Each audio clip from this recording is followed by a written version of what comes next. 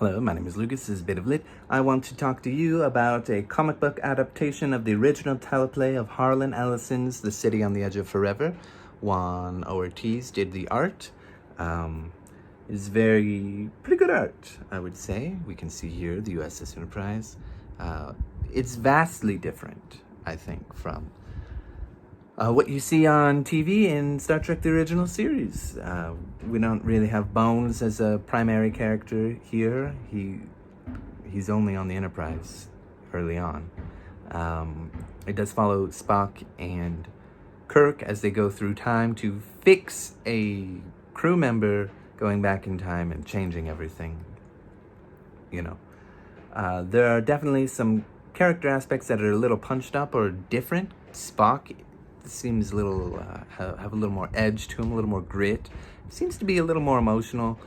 It does feel kind of like, well, it definitely reads like Harlan Ellison wrote it. Let me put it that way. A little gritty for Star Trek, but I suppose this is a season 1 teleplay, so maybe the characters wouldn't, I don't know exactly, but a little more gritty, because we've got Beckwith, who is this horrible agent of Empire, essentially, of the USS Federation. He has, wrong way. He has these jewels in there, and he's using the jewels to hook the lieutenant, who is hooked on these illicit substances, to basically help him hook aliens when they go onto a new planet,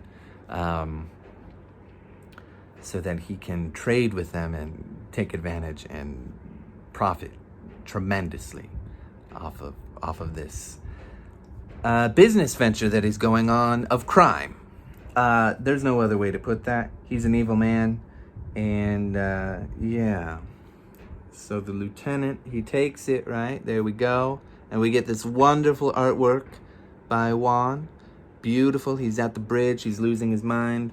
Sometimes Juan's a little inconsistent. What is that face? I do not know. But for the most part, especially when he's got these big almost whole page images, it's really, really good. That lieutenant goes, this is instead of Bones accidentally injecting himself and losing his mind and going down to the planet that has these weird temporal rifts and going through an archway that sends him into 1930s San Francisco, I think. Beckwith brutally murders the guy because he promises to tell Kirk because he can't handle it anymore. He wants to be responsible now. And then Beckwith goes down. And the crew goes down to find him. They go onto this beautiful planet, desolate, but it looks beautiful. This is all done by hand, by the way. No digital effects or anything. I feel like maybe this. But I mean, like, the artwork is done by hand at least. Yeah, and they find some tracks, right? Okay, they're going down. And, okay, yeah. Wait, there it is. Look. There we go. The City on the Edge of Forever. Look at that. Okay. Really beautiful artwork there. They're following the tracks, crew's all there, and this wonderful city. Very good artwork. And they find these guardians of time, who explain the rules of time. Basically, man cannot go back into the past unless he's just there to learn and observe. Because he could alter all of time. It's not terrible if you alter it in small ways and affect a person who doesn't have a huge impact on the general trend of humanity and where it's going. Because time is elastic and it will bend back to its regular course. It's not constant, and it won't break down, I guess, if there's a problem. But if someone of great value is affected, or some major change is made, sort of fractures and all kinds of troubles come from there. And wouldn't you know it, Beckwith, my boy, goes in. And then that's the end of part 2. We've got part 1. Here's part 2. And everything outside of this sphere of influence of this temporal time thing is affected. Even the Guardians, they have to go. They're there on the first panel. and the second panel, they've left. And they try to go back to the Enterprise and to transport back. But now we've got some problems. They're transporting what? And there are some bandits. And that's good fun. We've got, of course, the crew in the back, all red shirts. They fight back, of course. Kirk pulling the, Macho Man Randy Savage attack. They push out the bandits, and Kirk and Spock go because they need to fix everything to put things back right where they belong. And got this really amazing moment with the Guardians of Time who've come back. Kirk and Spock. There's actually this really funny panel. This part here. I just find it hilarious. Kirk wants to go back to try and fix things. They may not allow us to go back after Beckwith. They've got to. Time is something sacred to them. They may not think as we do, that it should be changed back. They've got to! Kirk, of course, forcing his will onto others, like a petulant child. He acts like a child so many times. Maybe, I don't think he's really as much of a child in the TV show, but definitely in here he's kind of funny. Anyway, really interesting idea here. The rope of the time stream knots and knots again. It is far more dangerous attempting to unsnarl the past than it is to let time flow on. Let it go. I think that's a really interesting idea of, like, maybe it would be for the better because you could ruin things even more. That's good fun. Anyway, they go back into time, and there's this interesting nationalism kind of thing going on with the Americans of this time period, struggling. And they're very racist against Spock. They consider him to be Chinese. They call him the Chinese and all this kind of stuff. And is this the heritage Earthmen brag about? This sickness? This is what it's taken us 500 years to crawl up from. And up here they're saying they're taking our jobs and our language and changing everything. Well, actually, it's this panel up here. But anyway, then the rest of it is fairly familiar. Instead, when they run away and they try to find some clothes, they don't run into Keeley right away. They run into another guy who offers them some time. Here's another thing here. And Spock here is talking a lot of smack about Earth and humanity. When they're changing into the clothes, they don't run into the woman, Keeley. But they do find her later. Spock finds her, and he's a little bit creepy, and he's kind of just following her, and Kirk finds her very attractive, and he sort of justifies following her and getting closer to her, ends up being romantically attached to her, in the name of love, because Beckwith is going to find her because he's going to be attracted to this historical person moment.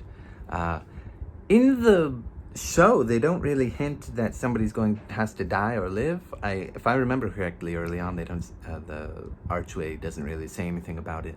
But right away, before they go back in time, he's going to keep someone alive that should die, something like that. And they constantly talk about this, and it's like you already know that she's going to die, and so that moment of tension is sort of lost for you later on. Yeah, here she is. We've got some hints and clues about how we can find her. This blue and the sun and all this other stuff. And Spock notices her. Edith Keeler, that's her name. Yeah, see, they are just watching her, and he says, he's just, this is not an easy pursuit to begin with, Captain. Complications could make it impossible. What? I have a theory, Captain, that the easiest place for a spaceman to go native is his own planet. What is this?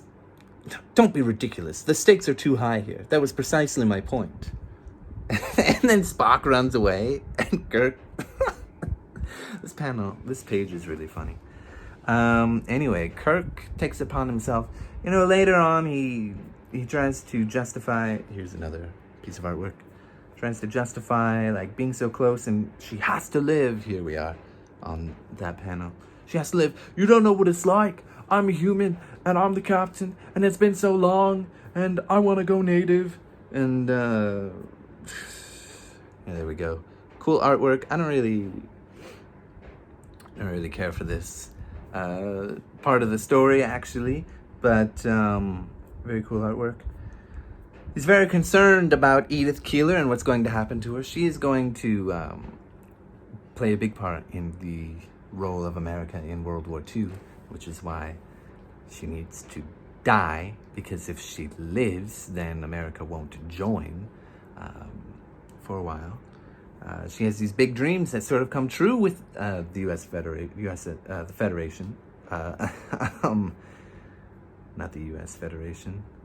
I'm conflating the two. I don't know why. Couldn't possibly imagine why. Anyway, here's another one. They end up kind of finding Beckwith and running into him and having to run away. We've got a little Harlan Ellison here, right here, okay? This guy that fought at Verdun, missing his legs. And Kirk buys some information from him. Yeah, here we go. Better image of Harlan, I suppose. And, he buys information from him for $2 and ends up sacrificing himself later when Beckwith comes in to try and stop them. And, the rest of it kind of plays out as it normally does. And Edith dies. We've got this really beautiful panel here, or page here, of the U.S. Enterprise and Kirk falling to pieces, essentially, and they come back.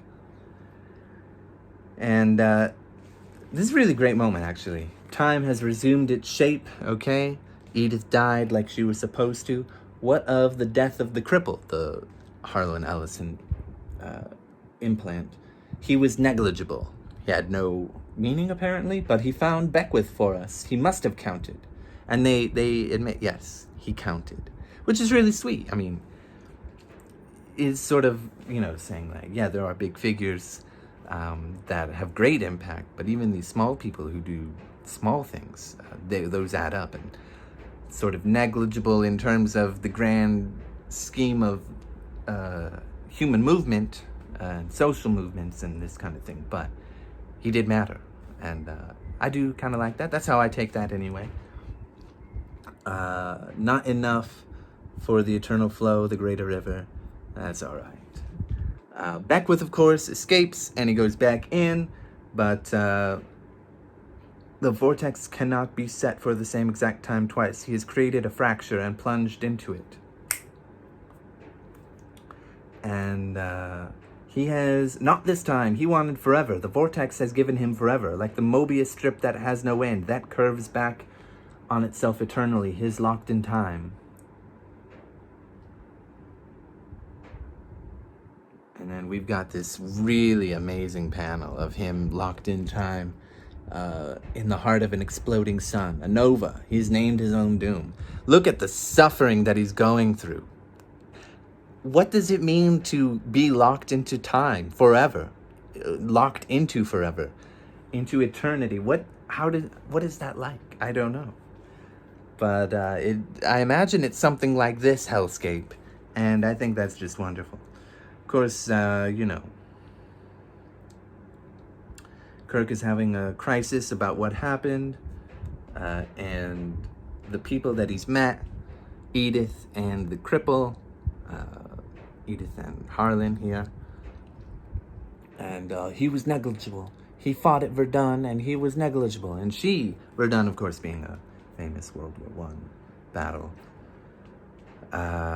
she was not negligible. And then it's over. And that's about it. It kind of wraps up. Ultimately, fairly similar. Wild differences. They get Bones back, and he's back to normal, and, you know, he doesn't get trapped into a vortex of time in forever and all that. This is interesting. It definitely read like Harlan Ellison, very gritty and kind of grimy and gross. And he has his place. I enjoy Harlan Ellison okay, but at an arm's length, if you know what I mean. But the artwork is pretty good. Sometimes the faces are a little weird and I don't like them. But yeah, that was that. Don't know how else to talk about comic books. It's the first one I've ever read, really. At least since I was a kid. So, thank you. Bye.